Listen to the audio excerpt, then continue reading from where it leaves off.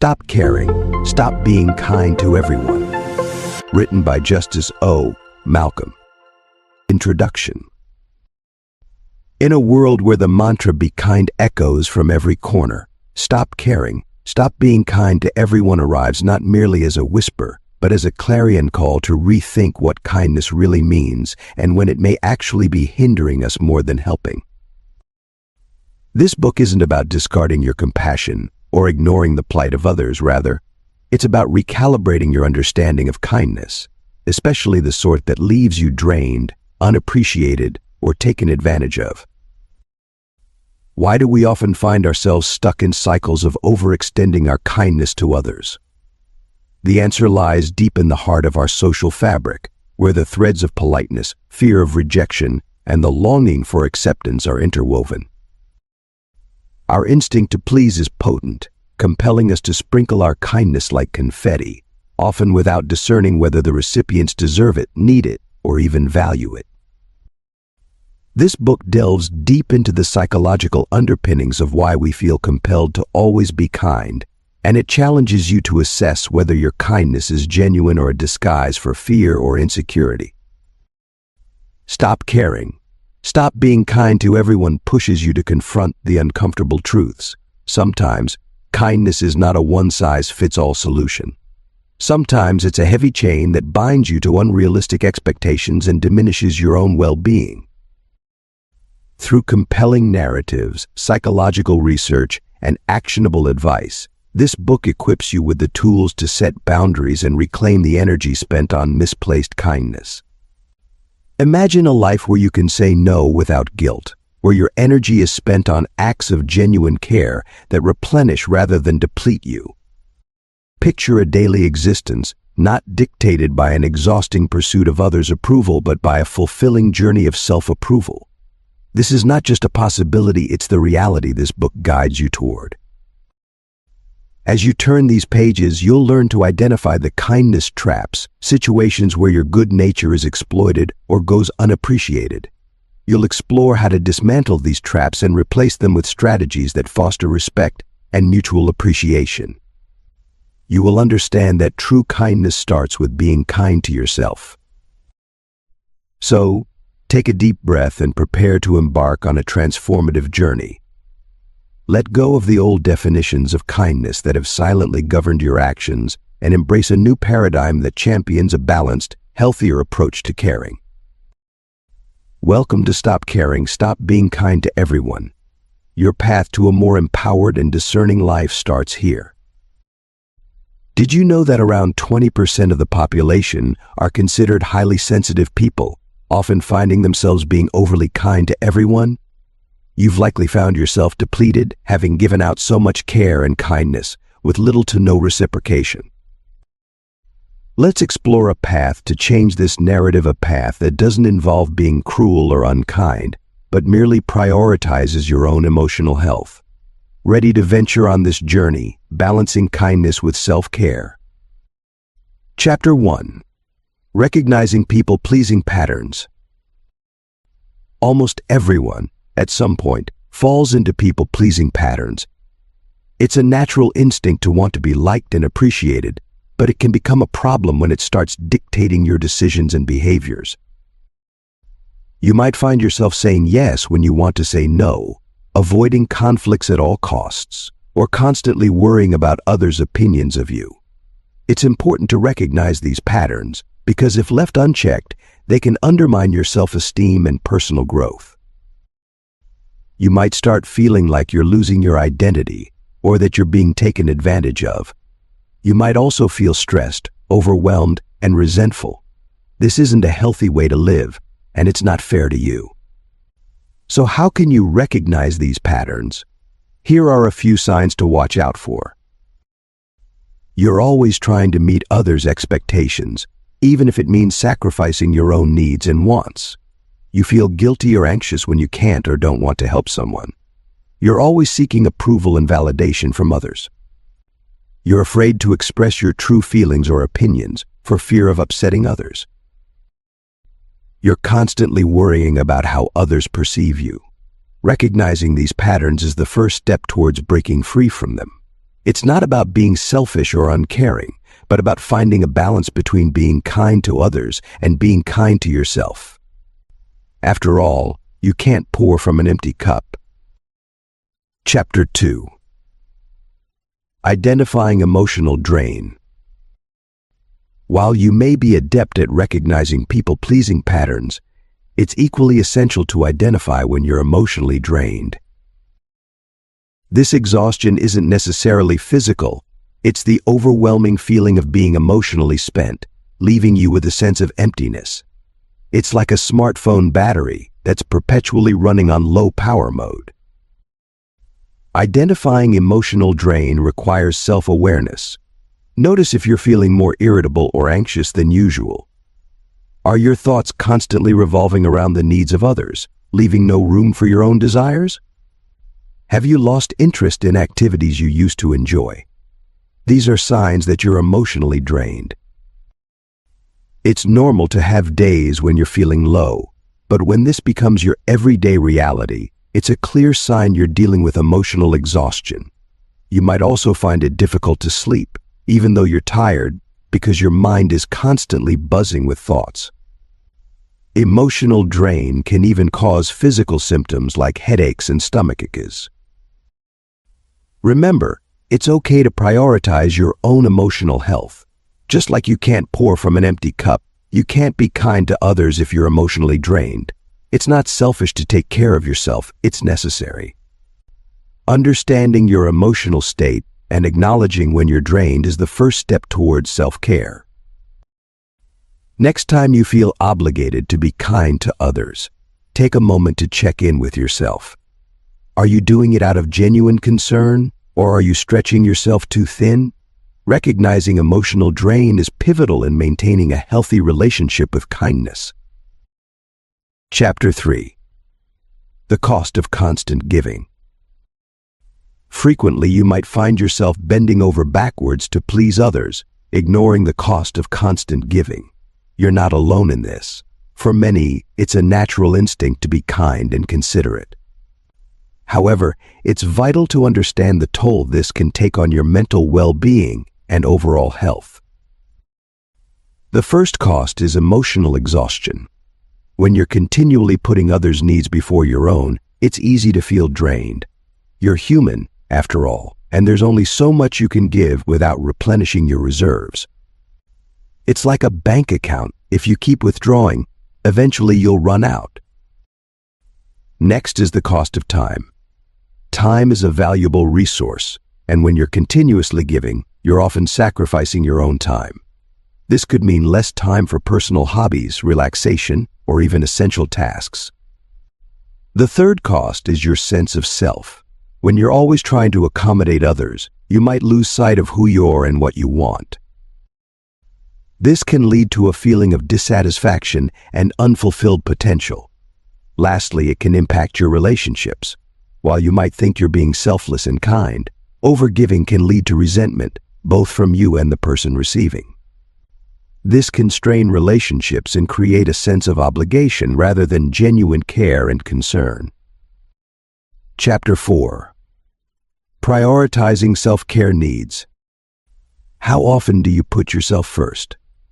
Most times you're so busy being there for everyone else that you forget you too have needs. It's not selfish to take care of yourself. In fact, it's vital. You can't pour from an empty cup, right? So why do you insist on draining yourself dry? You need to understand that it's okay to prioritize your needs sometimes. And no, you're not doing anyone a disservice by doing so. First, recognize the importance of self-care. It's not just about pampering yourself at a spa or going on a shopping spree.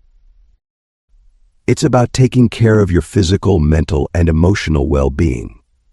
This includes eating right, exercising regularly, getting enough sleep, managing stress, and doing activities you love. Next, be mindful of your needs. Understand what makes you happy, what drains you, and what recharges you. Once you know these, you can make conscious decisions to prioritize your happiness and well-being. Lastly, learn to say no. It's not easy, especially when you're used to always saying yes. But saying no to things that drain you or don't contribute to your happiness is a form of self-care.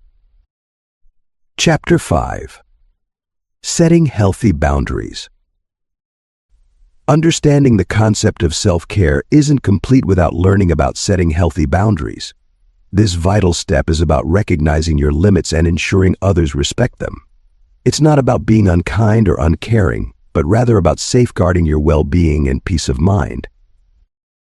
Healthy boundaries can range from deciding how much time you're willing to dedicate to others, to defining what kind of behavior you'll tolerate. This isn't easy, especially if you're used to putting others' needs before your own. But remember, it's not selfish, it's necessary for your mental and physical health. You see, boundaries act as a protective shield, keeping out what's harmful and preserving what's beneficial.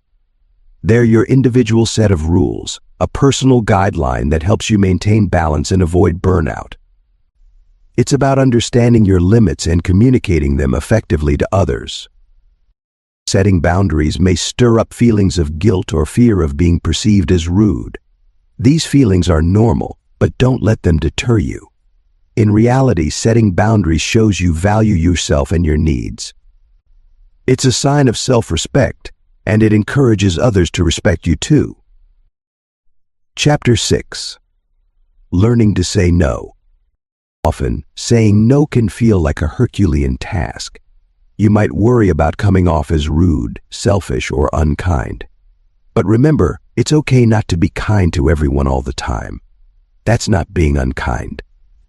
It's about prioritizing your mental well-being, which is just as important as being kind to others. The key lies in understanding the balance between kindness and self-care. Saying no doesn't mean you're heartless, it means you're mindful of your limits and respectful towards your time and energy. It's a vital skill you need to master in order to maintain that balance. Start small. Begin with situations where the stakes aren't too high. For example, if a colleague asks you to help with a task while you're already swamped with work, politely decline. You can say, "I'm sorry, but I can't take that on right now." It's straightforward, respectful, and leaves no room for misunderstanding. As you get more comfortable with this, you'll find it easier to say no in more difficult situations. It's a journey of self-discovery and growth. You'll learn more about your needs, your boundaries, and your capacity for kindness. In the end, it's not about being cold or indifferent. It's about acknowledging that your needs matter too. It's about learning to be kind to yourself. And remember, kindness to oneself isn't a weakness. It's a strength that leads to a healthier, happier life. Chapter 7. The fear of rejection. Battling the fear of rejection can be a formidable task. It's this fear that often drives you to be overly kind, even to those who don't necessarily deserve it. Understanding this fear is the first step toward overcoming it, so let's plunge into the depths. You see, the fear of rejection isn't just about being turned down or dismissed. It's about the perceived loss of social status, the potential for humiliation, and the threat to your self-esteem. It's a deeply ingrained, primal fear that can be traced back to our earliest ancestors who relied on social acceptance for survival. You've probably found yourself being excessively nice, even when it left you feeling drained or taken advantage of. This behavior is often driven by an underlying belief that your value is dependent on others' approval. You're kind to everyone because you're scared of being disliked, shunned, or criticized. But here's the thing, you can't control others' perceptions or reactions. Not everyone will like you, no matter how hard you try. And that's okay. It's not a reflection of your worth. It's just a fact of life. So how do you deal with the fear of rejection? Start by acknowledging it. Recognize the feelings and thoughts that come up when you're afraid of being rejected. Then, question the validity of these fears. Are they based on reality or just your perception? Remember, your value doesn't decrease based on someone's inability to see your worth. Learning to cope with rejection is a journey, one that takes time and patience. But with persistence, you'll you'll find yourself worrying less about others' opinions and focusing more on your own well-being. Chapter 8. Breaking Free from Guilt. It's not uncommon to feel burdened by guilt when you start putting yourself first. This guilt often stems from a misguided belief that prioritizing your own needs is selfish or uncaring. But remember, it's okay to care about your own well-being too. You've been conditioned to believe that being kind means bending over backwards for everyone else, often at your own expense. This mindset can lead to feelings of guilt when you finally start to assert your own needs and boundaries.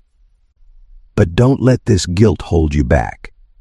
It's a common reaction, but it's not a mandate. Guilt is a complex emotion, one that can leave you feeling trapped and confused. It's important to understand that guilt isn't inherently bad. It's a moral compass guiding you, but sometimes it points in the wrong direction. It can mislead you into thinking that caring for yourself is wrong or selfish, but that's simply not true. You see, your needs matter just as much as anyone else's. There's a profound difference between being kind and being a doormat. It's not only okay, but absolutely necessary to put yourself first sometimes. When you do, you're not being selfish, you're practicing self-care. Breaking free from guilt is about understanding this. It's about recognizing that your feelings of guilt are misplaced and that it's okay to care for your own needs. It's a journey that begins with acknowledging your own worth and ends with freeing yourself from the shackles of undue guilt. So take that first step. It's okay to care for yourself without guilt. Chapter 9. Understanding Unhealthy Relationships. Diving into the sphere of relationships, you might find that not all of them contribute positively to your life. Some are like a constant uphill climb, draining you of energy and joy. They're not just challenging, they're unhealthy. But how do you spot these relationships that are more hurtful than helpful? You see, unhealthy relationships are like sandcastles. They appear sturdy from a distance, but with a closer look, they're unstable and easily crumbled. A vital aspect to understand is that these relationships aren't limited to romantic ones. They can be friendships, familial ties, or even professional connections. An easy trap to fall into is thinking that if you're not being mistreated, then there's nothing wrong. But unhealthy relationships are often subtler. They can be marked by constant criticism, making you feel guilty for expressing your feelings, or even an imbalance of power where you often feel unheard or dismissed. Critically, you need to understand that it's okay to prioritize your mental and emotional well-being over maintaining these relationships. Recognizing that a relationship is unhealthy is a significant first step. It can be tough, of course.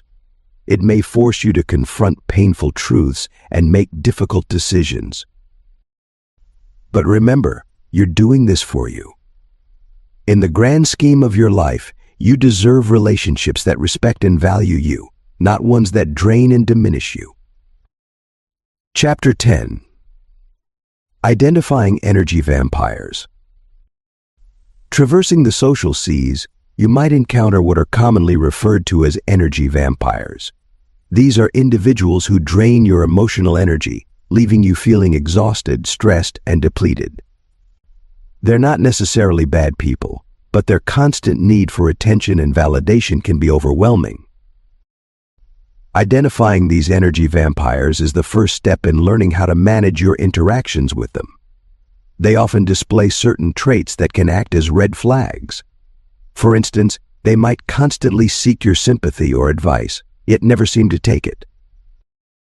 They may be overly critical, unreasonably demanding, or always the victim in their life stories. Energy vampires may also monopolize conversations, turning the focus back onto themselves no matter the topic. They're often negative, thriving on drama and conflict. It's not just about them being down or going through a rough patch. We all have those. It's about a consistent pattern of behavior that drains others. It's important to remember that you can't change an energy vampire. Their behavior is deeply ingrained, often a result of their own insecurities or unfulfilled needs. But by identifying them, you're equipping yourself with the knowledge needed to navigate your interactions with them more effectively. Chapter 11. Preserving emotional energy. Managing your interactions with energy vampires is just part of the equation. To stop being kind to everyone, you need to also focus on preserving your emotional energy. It's no secret that constantly caring and catering to others' needs can be draining. You're not a bottomless well, your emotional energy is finite and precious. Consequently, understanding how to conserve and replenish it's vital. Consider your emotional energy as a battery. Just like a battery, it gets used up and needs time to recharge. If you're constantly giving out your energy without taking the time to recharge, you'll soon find yourself running on empty. It's important, then, to identify what drains your energy and what recharges it. Think about the interactions and activities that leave you feeling exhausted or emotionally drained. These are your energy drainers. On the other hand, activities and interactions that leave you feeling rejuvenated and emotionally fulfilled are your energy chargers. To maintain your emotional energy levels, you must strike a balance between these two. It's not about being selfish, but rather about being self-aware. Understand that it's okay to say no, to take time for yourself, and to prioritize your needs. You're not required to be kind and caring to everyone at the expense of your own well-being. Remember, you can't pour from an empty cup. Chapter 12. Practicing self-compassion. While it's important to conserve your emotional energy, it's equally vital to nurture self-compassion. The journey of ceasing to care about everyone else shouldn't lead to neglecting yourself. You've got to care for yourself more, not less. Self-compassion, at its core, is being kind, understanding, and patient with oneself. It's about accepting your flaws and failures and treating yourself with the same empathy you'd extend to a dear friend. It's easy to get caught up in self-criticism, especially when you're trying to break free from the habit of being overly kind to others. You may even feel guilty or selfish. However, remember that self-compassion isn't about self-indulgence or narcissism. It's about acknowledging your needs and taking care of them. Begin by recognizing your self-critical thoughts. Are you beating yourself up over a mistake? Would you treat a friend the same way? Probably not. So why treat yourself any differently? Learn to forgive yourself. Understand that everyone makes mistakes, and it's part of being human. Next, practice mindfulness. It's about observing your feelings without judgment. When you're feeling hurt, instead of suppressing or exaggerating your pain, acknowledge it. Let it be. This acceptance is a form of self-compassion. Chapter 13. Redefining kindness to self. Over time, your understanding of kindness must evolve to include not only others but also yourself. It's easy to fall into the trap of always prioritizing others' needs over your own, but that's not sustainable nor healthy. You've got to redefine kindness to include self-care and self-respect. Let's get analytical for a moment. Picture kindness as a circle. It starts with you and radiates outward, touching everyone in its path. But if you're not kind to yourself, the circle is incomplete. It's like trying to fill others' cups from an empty jug. You can't give what you don't have. Now, being kind to yourself doesn't mean becoming selfish or unkind to others. It's about striking a balance. It's about acknowledging your worth and taking care of your needs as well. You're not less important than anyone else. You deserve kindness too. So how do you start being kind to yourself? Start by treating yourself as you'd a close friend. Listen to your needs, validate your feelings, and give yourself room for mistakes. Treat your body well, feed your mind with positive thoughts, and create boundaries that protect your emotional health. Chapter 14. Letting go of martyr complex. You mightn't realize it, but holding on to a martyr complex can be a significant barrier to practicing kindness towards yourself. The martyr complex is a psychological state that compels you to constantly sacrifice your own needs and desires for the sake of others. It's the notion of being the selfless hero, always putting others before yourself. But in truth, this can lead to self-neglect and resentment over time. You see, the martyr complex isn't about genuine kindness or selflessness, it's a way of seeking validation and approval from others. You might feel compelled to play the martyr because you believe it's the right thing to do or because you crave the recognition that comes with it. You might even think it's the only way you can be loved or valued. But here's the thing: true kindness, especially towards oneself, isn't about self-sacrifice to the point of self-harm. It's about balance. It's about understanding and acknowledging your own needs while also considering those of others. It's about recognizing that you're just as deserving of kindness and care as anyone else. Letting go of the martyr complex involves recognizing these patterns and consciously choosing to break free from them. Start by acknowledging your own needs and desires. Give yourself permission to prioritize your own well-being. Remember, it's not selfish to take care of yourself. In fact, it's one of the kindest things you can do. In the end, being kind to yourself doesn't mean you stop caring for others.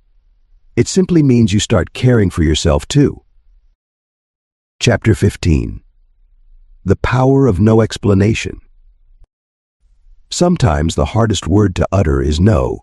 It's like a heavy stone in your throat, choking you with guilt, fear, and uncertainty. But here's the truth: you don't always need to be the hero, the helper, the one who bends over backwards for everyone else. It's okay to say no, and it's more than okay to do it without an explanation. You're not a bad person for putting your needs first. You're not selfish for prioritizing your own mental health.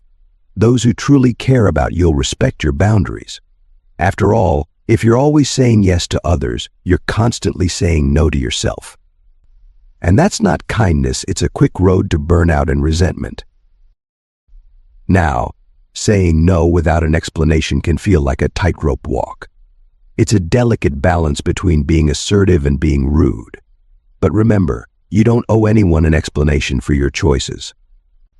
You're not required to justify your decision or make others understand why you can't or won't do something. Giving a reason every time you say no can create a precedent where people feel entitled to an explanation. It strips away your power and autonomy. Your no is enough. It's complete, it's powerful, and it's time you embrace it. You're not just saying no to others, you're saying yes to yourself, to your peace, and to your freedom. Embrace the power of no explanation. It's a strength, not a weakness. It's a mark of self-respect, not of selfishness. Chapter 16. Overcoming fear of confrontation. Traversing through confrontations can feel like a formidable maze of emotions. Your heart races, your palms sweat, and you're gripped by a fear that leaves you feeling powerless. It's not just you, it's an instinctive response, an age-old survival mechanism kicking in. But you're not in the wild anymore, and that fear is holding you back. Let's be clear, confrontation doesn't mean aggression. It's about assertiveness, standing up for your rights, and expressing your feelings honestly. It's about holding your ground, even when it's uncomfortable.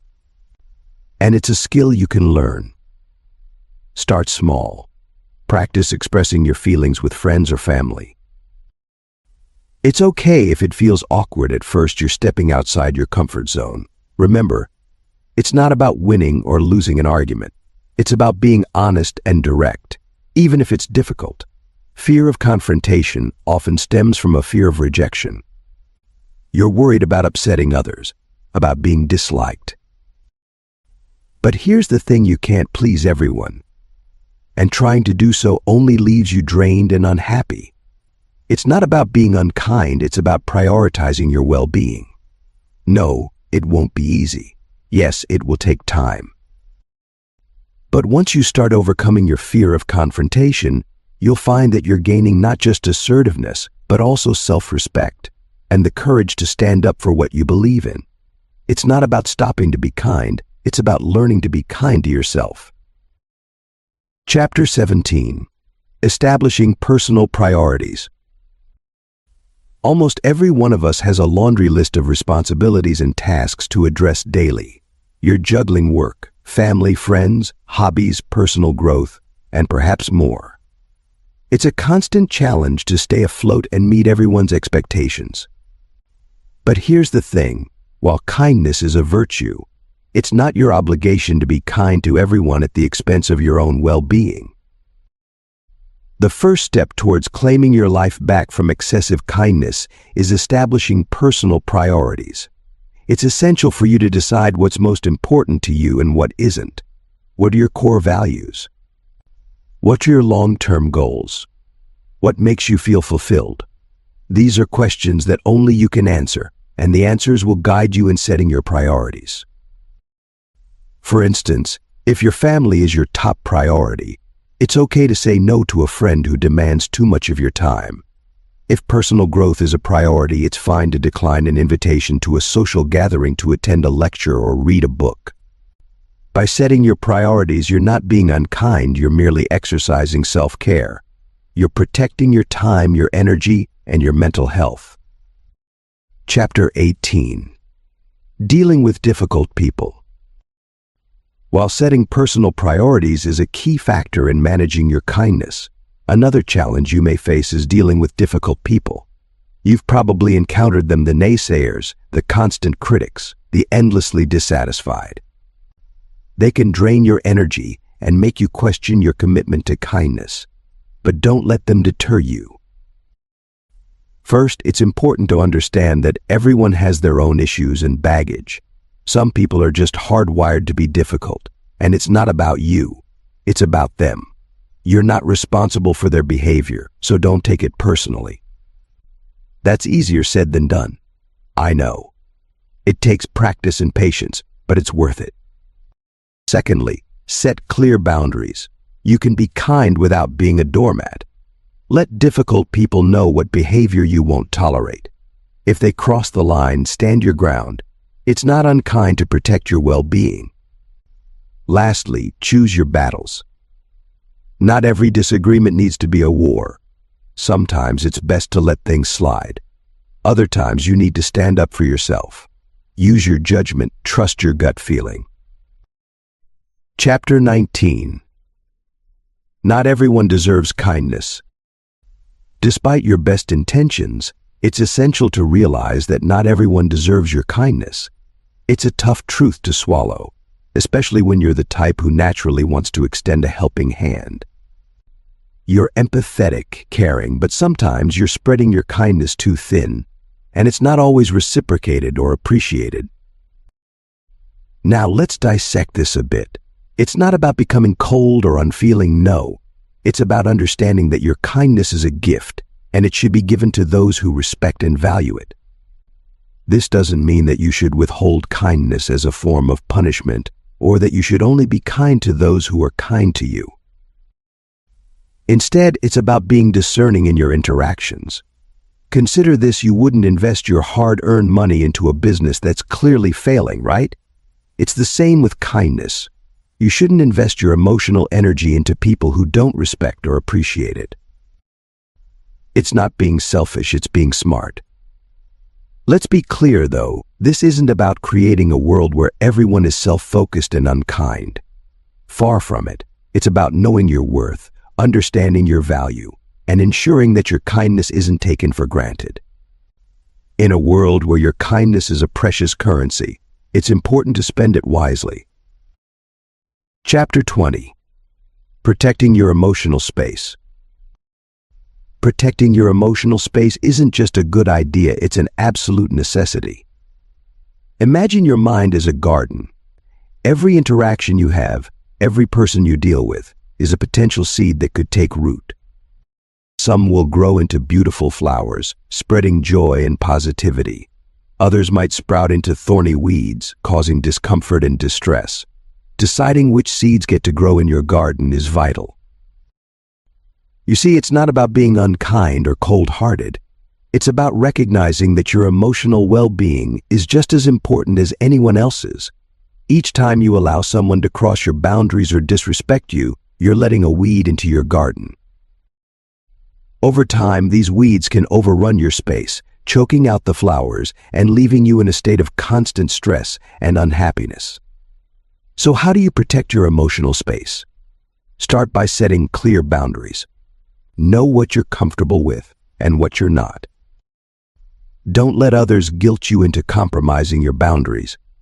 Remember, it's okay to say no. It's okay to put yourself first. It's okay to prioritize your mental health. Also, surround yourself with positive influences. People who respect you, who uplift you, and who understand your boundaries. These are the individuals who will plant flowers in your garden, not weeds. In essence, protecting your emotional space is about self-preservation. It's about creating a safe haven within yourself, where you can grow and thrive without being hindered by negative influences. And that, my friend, is a necessity. Chapter 21. The importance of self-protection. Building on the idea of preserving your emotional space, let's explore the significance of self-protection. You've heard the phrase, "You can't pour from an empty cup." It's a simple truth stating that you can't give to others what you don't have yourself, and this applies to kindness as well. Self-protection isn't about building barriers or withdrawing from the world. It's about setting healthy boundaries that respect your needs and well-being. Consider it as a method of self-care, a way to safeguard your emotional, mental, and physical health from unnecessary harm. Remember, there's a vast difference between being selfish and prioritizing yourself. You're not refusing to help others or shutting yourself off from the world. You're simply guaranteeing your own cup is full before you begin pouring into others. Consider yourself as a house. A house needs a solid foundation to withstand external forces. That foundation is your self-protection. It guarantees you're not easily swayed or damaged by the winds of other people's demands or negative behaviors. Now, how do you build this foundation? It starts with acknowledging your self-worth. Recognize that your feelings, your time, and your energy are valuable. Learn to say no when you're stretched too thin, and don't feel guilty about it. Practice self-compassion and give yourself the same kindness you offer to others. Chapter 22. Recognizing manipulation tactics. Understanding manipulation tactics is crucial for maintaining your emotional health. It's not always easy to spot these tactics, but developing an awareness can help you guard your mental well-being. The first step is recognizing that manipulation is often cloaked in kindness. You know, those energy drainers who are sweet as pie to your face, but they're only in it for what they can get. Spotting them is the first step in reclaiming your power. Let's break it down. Manipulators aren't always obvious villains. They can be colleagues, friends, even family members. They're experts at playing on your emotions. They might use guilt trips, gaslighting, or feigned innocence to get their way. You've probably heard statements like, "You're the only one who can help me," or "I didn't mean to hurt you. You're just too sensitive." These are classic manipulation tactics, and you need to be aware of them. It's tough, isn't it? But remember, recognizing these tactics doesn't mean you're cynical or unkind. It means you're aware and protective of your emotional health. It's important to remember that it's okay to say no, to set boundaries, and to prioritize your own well-being. After all, your kindness shouldn't come at the cost of your peace. Next, we'll discuss how to stop enabling behavior. But for now, focus on recognizing these tactics. Knowledge is power, and with this power, you can safeguard your emotional health and stop being kind to everyone, especially those who don't deserve it. Chapter 23. Stopping enabling behavior. A staggering number of us unknowingly enable manipulative behavior. You may not realize it, but your actions can sometimes feed into the toxic behaviors of others, perpetuating a cycle that harms both them and you. But don't beat yourself up over it. It's a common issue, and more importantly, it's one you can rectify. When you're overly kind to everyone, you're fundamentally giving them a free pass to exploit your generosity. You might think you're helping, but in reality, you could be hindering their personal growth. You're not doing anyone any favors by allowing them to take advantage of your kindness. The first step to stopping enabling behavior is recognizing it. This involves a fair bit of introspection. Reflect on your relationships and interactions.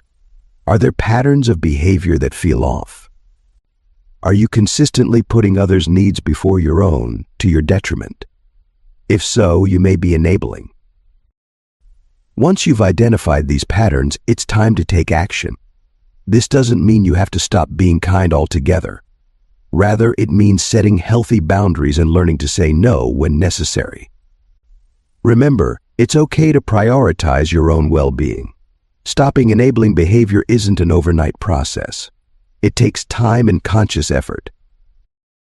But by starting today, you can break the cycle and build healthier, more balanced relationships. After all, true kindness isn't about self-sacrifice. It's about mutual respect and understanding. Chapter 24. Focusing on nourishing relationships. As you journey towards kindness, it's vital to focus on nurturing relationships that truly matter. Establishing healthy boundaries isn't about shutting people out, but more about prioritizing your well-being and fostering genuine connections. Drawing clear lines in the sand, you foster nourishing relationships that respect your personal space and emotional health. It's not about being unkind or aloof, but about understanding that healthy boundaries matter. When you establish these boundaries, you're not closing doors, you're simply defining your limits. You've probably heard the phrase, "You can't pour from an empty cup." This is precisely why setting boundaries is essential. If you're constantly bending over backward for everyone else, when will you take care of yourself? You're not being selfish, you're being self-aware. Moreover, boundaries protect your emotional energy. They prevent you from becoming emotionally drained or overwhelmed. They allow you to maintain your mental health, and they give you the space you need to grow as an individual. Imagine you're tending a garden of relationships. Each connection is a different plant, requiring unique care and attention. Not all plants thrive in the same environment. Some need more sunlight, some less. Some require more water, others prefer dry soil. The same is true for your relationships. Some connections need more nurturing, others less. Now, consider this: you've only got a limited amount of water, your energy, and time. You can't water all plants equally. If you try, you'll eventually run out of water, leaving your garden parched, your plants wilting.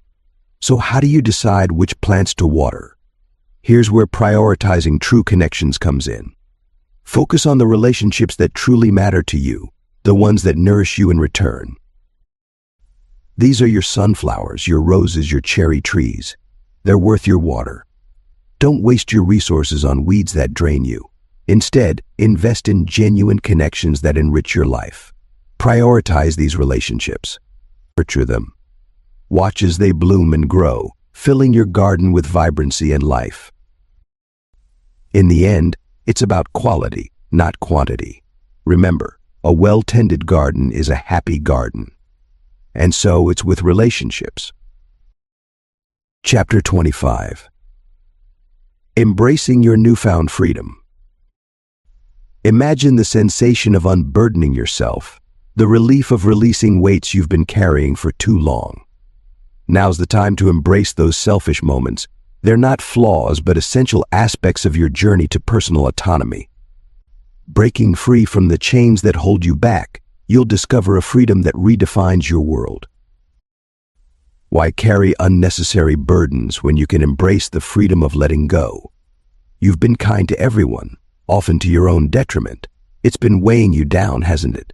But now it's time for change. Understanding that everyone's happiness isn't your responsibility is vital. It's not easy, but it's necessary.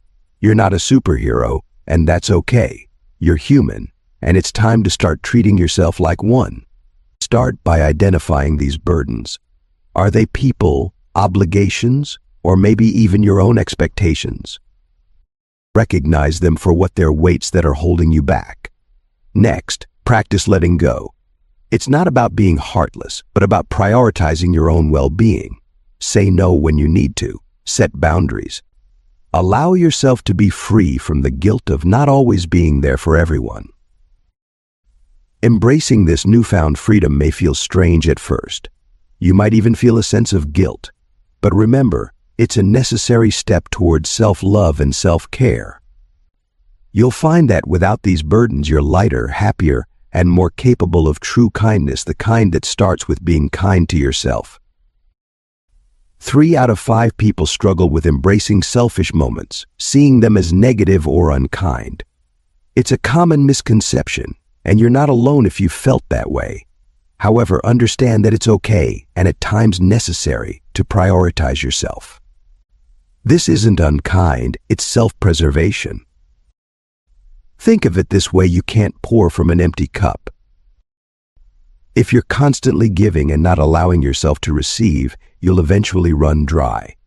There's no shame in taking the time to refill your own cup. Doing so doesn't make you selfish or mean. It's about self-care and understanding your own needs. Remember, you're not responsible for everyone's happiness, just yours. It's okay to say no when you feel overwhelmed, to take a break when you're stressed, and to put yourself first when you need it. Embrace these so-called selfish moments because they're essential for your well-being. Above all, don't let guilt creep in. You're not doing anything wrong by taking care of yourself. In fact, you're doing something incredibly right. Embrace your newfound freedom. It's not selfish, it's necessary. As you step into this phase of embracing your newfound freedom, it's essential to realize that breaking away from your chains isn't an overnight process.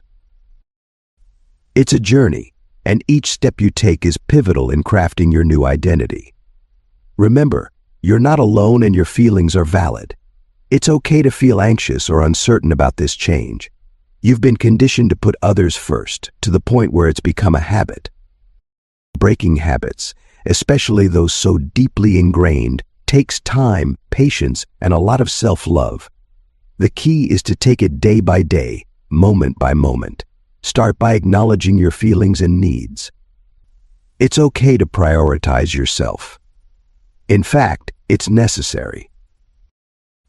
Then, slowly start setting boundaries, and don't be afraid to say no when you need to. Keep in mind that it's okay to stumble along the way. What's important is that you get back up and continue moving forward. You're stronger than you think, and you're capable of breaking free from these chains. Embrace this journey of discovery and self-love. It's your time now. Take it. Freeing personal autonomy is like finding a key to a door you didn't realize was locked. It's an empowering revelation, a burst of rejuvenation. You're no longer obliged to bend to everyone's whims. You're no longer the puppet in their play. You've got your own script, your own stage. You're the director to your life's drama, and it's high time you took control. Now, don't mistake this newfound autonomy for being selfish or rude. It's about understanding your worth and setting boundaries. It's about saying no when you need to and not feeling guilty about it. It's about realizing that you can't pour from an empty cup. You've got to take care of yourself first to be able to care for others. This journey won't be easy.